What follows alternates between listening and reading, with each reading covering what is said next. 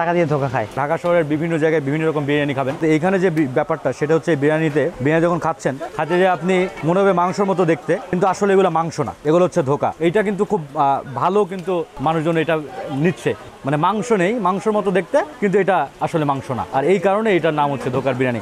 মূলত বিরিয়ানি খেতে এসেছিলাম, এই আসার পর আমি তো ধোকা খেয়ে গেলাম।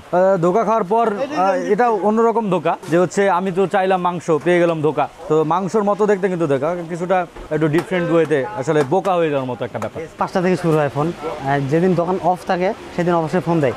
আর ফোন দেয় অনেকজনে ফোন দেয়, বিভিন্ন জন আবার গালাগালি করে যে আপনার দোকান বন্ধ কেন। তারপরে দিন দোকান খোলার পরে অনেক কাস্টমার আমাদের এখানে আসে গালাগালি করে যে আপনি দোকান বন্ধ করতেছেন কেন। মানে আমাদের এখানে বিরিয়ানির জন্য সব থেকে মানুষ আমাদের এখানে আমাদের অনেক খুশি লাগে যে আমাদের এত চাহিদা যে আমাদের কাস্টমারের কাছে এই ধোকার জন্য বোকা খাচ্ছি। কাস্টমার অনেক, তার জন্য বলতে পারি না কে খায় আর কে যায়, কিন্তু আমি শুধু আমার চিন্তা যে আমি শুধু প্লেটে সেল দিই, টাকা নেওয়ার চিন্তা আমার অতটা নাই। কারণ এত কাস্টমার ভিড় করে, না দিলে আবার চিল্লাচিল্লি শুরু করে দেয়। এটা সিরিয়ালি নেওয়ার জন্য আমাদের এখানে সব থেকে ঝগড়া হয়, এবং একজনের পর একজন বলে আমাকে আগে দেন, বলে আমাকে আগে দেন, এটার জন্য সব থেকে আমাদের এখানে ঝগড়া হয়। ধোকা খাইতে গেলে আমাদের এখানে আসেন, আমাদের টোটালি ভেজ, সব নিরামিষ। ধোকা আমাদের আনকমন জিনিস, এটা ময়দা থেকে তৈরি, এটা না খাইলে এর টেস্ট বুঝবেন না। এটা অন্যান্য বিরিয়ানি থেকে টোটালি আলাদা। এখানে মাংসের বদল যে ধোকা নামটা, এটা হচ্ছে আমাদের সব থেকে ফেমাস নিরামিষ বিরিয়ানি। আর ধোকাটাই হচ্ছে আনকমন জিনিস, এটা ময়দা থেকে তৈরি, দেখতে পুরো মাংসের মতো, আর এর টেস্ট অনেক ভিন্ন, কিন্তু মাংস না। এটা নামটা দেখে এখানে অনেকজন ব্রেক হয়ে যায় আমাদের এই বিরিয়ানি খাওয়ার জন্য। তো সবাই খায় এবং সবাই দেখে যে অনেক টেস্ট ভালো, তারপর থেকে আমাদের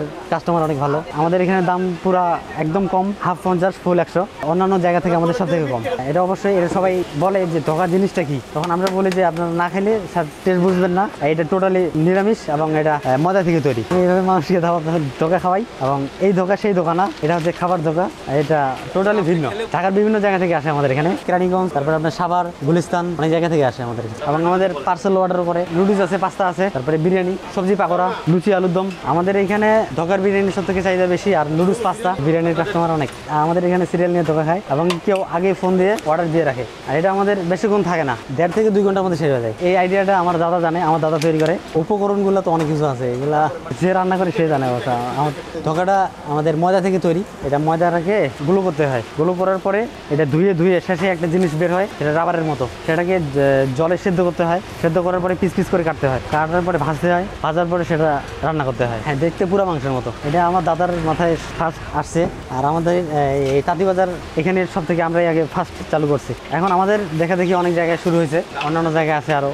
আর এটা সব জায়গায় আবার পাওয়া যাবে না, এটা সব থেকে আমাদের নিরামিষ দোকানগুলোতে, আমাদের ইস্কনের মধ্যেই মানুষ আমাদের এখানে টাকা দিয়ে ধোকা খায়। আসলে এটা খেয়ে অনেকজন আবার আসে। ধোকার বিরিয়ানিটা যেটা মাংস ছাড়া নিরামিষভাবে তৈরি করি, সেটাই ধোকার ধোকাটাকে আর কি ময়দা দিয়ে তৈরি করা হয়, সেটাই বিরিয়ানির সাথে মিশিয়ে ধোকার বিরিয়ানি করা হয়। আমি বারবার এখানে আসছি এবং এই ধোকার বিরিয়ানি খেয়ে ধোকা খাচ্ছি, এটা স্বাদটা ভালো।